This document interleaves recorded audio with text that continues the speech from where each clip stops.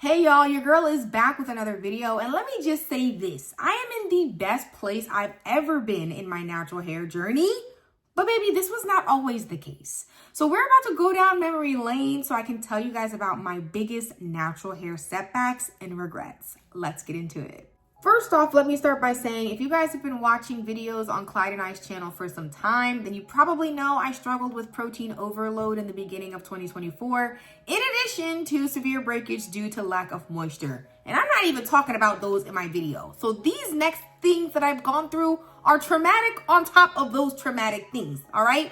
Let's get started with number one. This has to be trimming my hair in twists. Baby, my hair was choppy like your favorite childhood DVD. To this day, it is the worst advice I've ever taken from natural hair YouTube, and I am still trying to grow out uneven parts of my hair. It's absolutely insane. We already know that growing out natural hair with different growth cycle phases and all of that can already be difficult as it is. So the idea of me working with different lengths of hair that are growing at different speeds, it was just not something that I really anticipated. And if I think about it too much, it'll probably really make me upset because I'm like, my hair was fine. Why was I trimming it in twists? Horrible. But what I will say is the consequences of my decisions have not only encouraged me to never trim my hair in twists again, but they've also encouraged me to never trim my own hair again. Y'all, 360 mirror and all, I can't see the back of my head, and that's reason enough for me to say, get somebody else to do it. Moving on. All right, so for the second biggest regret on my natural hair journey, it has to go to getting a silk press with more than one pass. The level of heat damage. You guys can see, first of all, my hair is stretched right now with the rev hair. So don't let the stretched long strands fool you. This hair is kinky coily, all right? But anyway, this front section of my hair actually has some of the tightest coils. And when I got my silk press, my first silk press like ever, I went to a stylist and she did a nice little shing, shing, shing. Oh my gosh, I did not know that meant I was probably gonna have crispy, floppy, loppy looking curls when my hair was wet again. And that's exactly what happened, guys.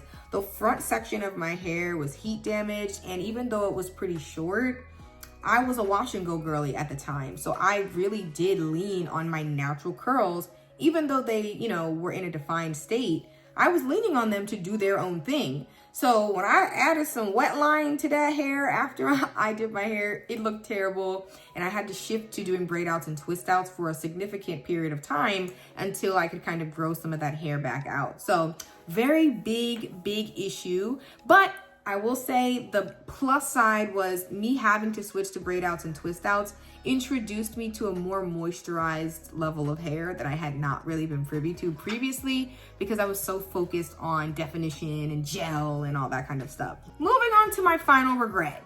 This one's a little sensitive, bear with me. I regret going to my first salon for as long as I did. So hear me out. My hair pretty much grew all throughout COVID, choppy and all, okay? But I really experienced a lot of length somewhere between 2022 and 2023. And guys, like, my hair was pretty long. I'm gonna pop up a couple pictures for y'all, but it got pretty long. And going to that salon, I don't know what it is about not advocating for yourself or feeling afraid to speak up, or if something doesn't feel right, something doesn't look right. I don't know why. It's like we just don't say anything, but I didn't. And there were definitely times where it was just a bad use of my time. Things were running late and they were like raising the prices. And then my salon stylist changed 3-4 times. Like, it was just a lot of stuff that was like red flags that I really should have stopped going there. On top of the fact that there were at least 2 or 3 times that I went, and I used to go every 8 to 12 weeks. So like there were 3 or 4 times, which means that this is months, okay, span time, where she finished doing my hair and it looked like nothing changed. Like she literally just did the very, very bottom. And I'm like, I didn't sit here for 2 hours for you to take a 0.5 centimeter off of the ends of my hair when I know my hair has been tangled and I need stuff cut off. But it's like, babes, why didn't you say anything? Why didn't you advocate for yourself?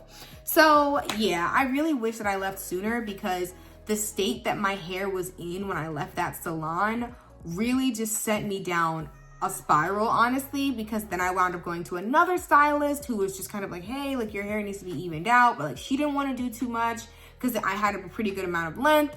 Then I started going to my new stylist who was like, woo, girl, have you been going? Like your ends, you got damage on the inner layer. Like how are they really trimming your hair? And I'm just like, freak, I was going to a salon. I was doing my part and I still wound up having like long-term damage, and now I'm kind of fighting for my life to get it back. But like I said in the beginning of this video, I am in the best place I've ever been in my natural hair journey, so we are grateful to God.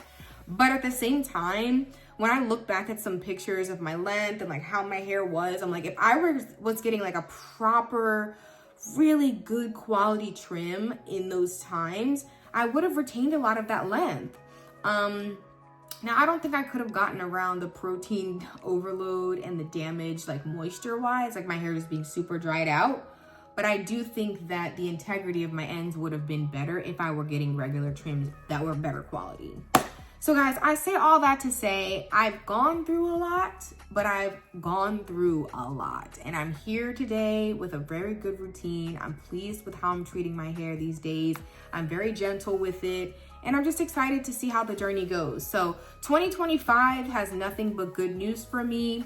Regardless of what happens with my hair, I want to do my very best to take care of it. So anyway, guys, I just hope you feel the same about your journey. I'm sure you have regrets, but definitely remember that you're getting better every day and you're doing better. You're doing good work to maintain your hair. But that wraps up my biggest regrets from my natural hair journey. Thank you guys so much for watching. Like, comment, subscribe, and I will see you in the next one.